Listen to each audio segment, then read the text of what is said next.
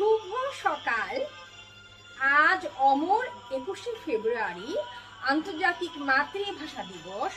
সকল ভাষা শহীদদের জানাই আমার বিনম্র শ্রদ্ধা ও ভালোবাসা। আমার কবিতার নাম অবিরত অবিরাম। আলোকিত কথা, আলোময় দৃষ্টি, নবসুর গাথা, নব আলো সৃষ্টি। আলোক দৃষ্টি, আলোকিত প্রাণী, রাঙা অনুভূতি, নব আলোড়নে। অনাবিল আশা, মুগ্ধ নয়নে, অবিরত অবিরাম। জেগে ওঠে শুধু প্রাণীর ভাষা, আলোক দৃষ্টি, আলোকিত আশা, নতুনের জয়গান। তোমার সৃষ্টি আলোকিত প্রাণে, চেতনা ধারায় নব আলোড়নে জেগেছে ভাষার প্রাণ।